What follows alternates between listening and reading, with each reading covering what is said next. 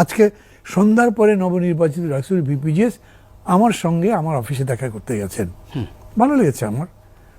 আমি ঠিক জানি না যে অন্য কেউ জিতলে এরকম করে আসতেন কিনা, আমি অ্যাসপারশন করছি না কারোর প্রতি, কিন্তু তারা আসছে আমার ভালো লাগছে। সঠিক। আমাকে এসে বললো যে দেখেন আপনি মানে ইত্যাদি ইত্যাদি, আপনি 2বার 3বার ছিলেন, আপনার এত অভিজ্ঞতা আছে, তাই আপনার দোয়া নিতে আসলাম, আরও আসবো, মাঝে মাঝে পরামর্শ ইত্যাদির জন্য। এটাই তো একটা নতুনত্ব। এগুলো বললেন, অতীতে তো এরকম কোনো বলবার পরে আমি তাদেরকে যখন বলছিলাম যে এই অভ্যুত্থানের স্পিরিট, এই তার মধ্যে রাজনীতির কথা আসছে, তখন বললো না, রাজনীতি হয়তো পার্থক্য থাকতেই পারে, কিন্তু ডাকসু হিসেবে ছাত্রদের স্বার্থের প্রশ্নে আমরা তো একসাথে কাজ করতে পারি।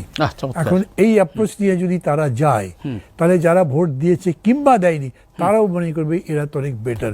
ওরা যে তারপরে বিরাট মিছিল করেনি, রং খেলে নাই, মানুষকে বিব্রত করেনি, রাস্তাঘাট বন্ধ হয় নাই, বরঞ্চ গিয়ে নামাজ পড়েছে, শুকরিয়া আদায় করেছে। বহু লোকে বলতে শুনলাম, দেখো কত ভদ্র ছেলে। মানে আমি এখন বলছি, কারো শুনে বলছে, আচ্ছা মান্না হয়ে খুব প্রশংসা শুরু করে দিয়েছে, বিপিনুরের কাছেও হাসপাতালে তারা গিয়েছে। হ্যাঁ গেছে, সেই তো বলছি। আমি বলছি যে অনেকে বলতে পারে যে আচ্ছা প্রশংসা শুরু করে দিয়েছে, কিন্তু আপনি একটা ভালো জিনিসের প্রশংসা না করলেই সেটা যে আটকে থাকবে এরকম তো না। আপনার ব্যবহার যদি ভালো হয়, আমি বলি বা না বলি, শান্ত এটা বুঝবেন, এটা উনিও বুঝবেন, না বোঝার কি আছে, আপনার সাথে মিশলেই তো বুঝবেন। এইখানে ওই জিনিসটা আমাদের বুঝতে হবে। ছাত্র